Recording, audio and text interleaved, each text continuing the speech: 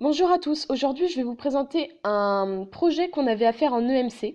Il fallait réaliser une plaidoirie, donc se mettre à la place d'un avocat, et défendre une personne ou un groupe de personnes dont les droits de l'homme ont été enfreints. Ma plaidoirie s'appelle Condamné pour avoir osé aimer.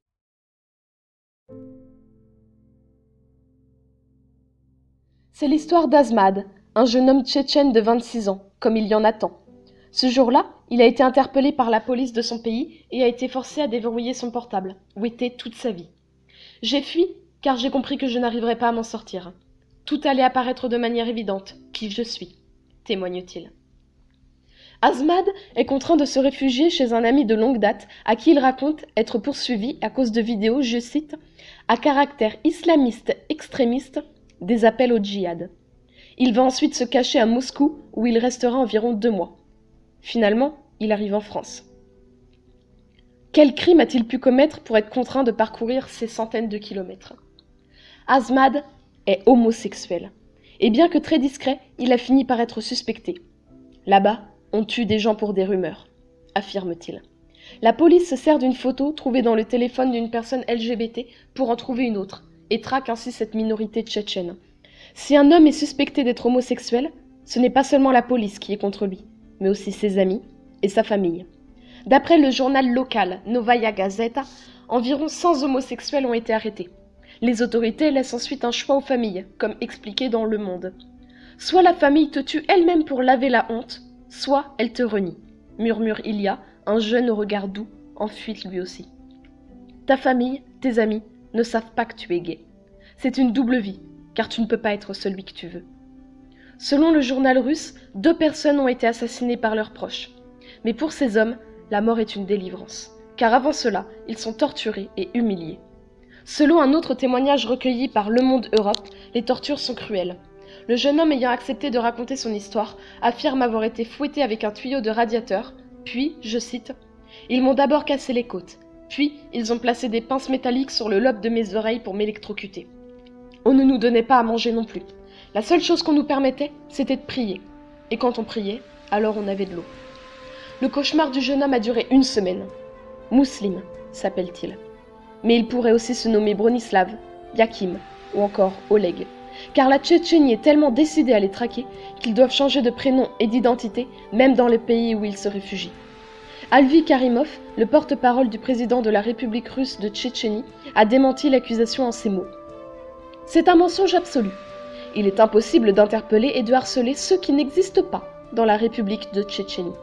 Si, en Tchétchénie, il existait de telles personnes, les organismes d'application de la loi n'auraient pas à s'en occuper, car les familles les auraient envoyés à une adresse sans retour. Comprenez-vous, mesdames, messieurs, ce qu'il se passe dans cette région de l'Europe? Les autorités comptent sur les familles pour exterminer ces homosexuels. Ces hommes sont traqués comme du gibier, torturés. Certains même affirment avoir été battus par les forces de l'ordre, puis filmés entièrement nus et couverts de sang. En plus de la honte qu'ils ressentent, on leur demande de verser une rançon pour que cette vidéo ne soit pas donnée à leur famille qui les renierait ou diffusée sur les réseaux sociaux, ce qui donnerait lieu à d'autres poursuites. Pensez-vous être torturé pour aimer un certain type de personne? De plus, il ne faut pas oublier que la Tchétchénie est avant tout une république constitutive de la Fédération de Russie et se doit, à ce titre, d'appliquer ses lois. Or, en 1993, l'homosexualité a été décriminalisée. Alors pourquoi ces hommes sont-ils victimes de tant de haine? Parce que la situation a tendu à s'inverser depuis 2013. Depuis ce texte de loi interdisant, je cite, « l'information auprès des mineurs au sujet des relations sexuelles non traditionnelles ».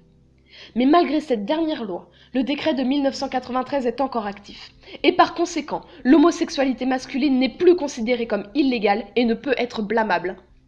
Outre le fait de transgresser la législation tchétchène, ces actes portent également atteinte aux droits de l'homme. Rappelons également que la Déclaration universelle des droits de l'homme a été adoptée en 1993 par la Russie. D'après l'article numéro 3, tout individu a droit à la vie, à la liberté et à la sûreté de sa personne. Cette phrase vous paraît simple, non? Pourtant, c'est cette simple phrase qui démontre que cette déclaration est reniée par la Tchétchénie, de par leurs actions. Rappelons également que Ramzan Kadyrov, le président tchétchène, a été mis en place par Vladimir Poutine, et ce dernier ne fait rien, il n'entame aucune procédure judiciaire. Nous pouvons donc en conclure qu'il approuve ces actes inhumains. Rappelons également que l'homosexualité n'est pas une déviance moderne. Ce n'est pas une maladie ni une tendance chez la nouvelle génération.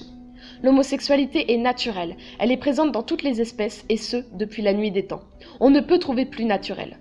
Le pourcentage d'homosexuels est le même dans tous les pays, tout autour du globe, ainsi que dans les espèces animales. De plus, dans une certaine espèce de pingouin, les individus homosexuels adoptent des œufs abandonnés et les élèvent eux-mêmes. L'adoption par un couple homosexuel est donc naturelle. Pouvons-nous affirmer que cette espèce animale est plus avancée que nous sur ce point ? Citons désormais l'article le plus célèbre de cette déclaration, le premier. Tous les êtres humains naissent libres et égaux en dignité et en droit. Ils sont doués de raison et de conscience. Ceux que les autorités tchétchènes traquent sont bien humains, non ? N'ont-ils pas 2 bras et 2 jambes comme vous et moi ? Ils peuvent rire, pleurer et éprouver des sentiments, n'est-ce pas ? Alors expliquez-moi, pour quel motif sommes-nous autorisés à les priver de leurs droits ? Oui, je dis bien nous, car comme le dit le célèbre proverbe, qui ne dit mot consent. Alors j'ai décidé de prendre la parole et de m'insurger contre cette situation qui n'est plus acceptable dans ce monde du XXIe siècle. Mettons-nous d'accord et bannissons une fois pour toutes l'homophobie. N'oublions pas que l'homme est un loup pour l'homme. Je nous demande donc de prendre conscience des choses et de nous battre contre cette situation bestiale et inhumaine.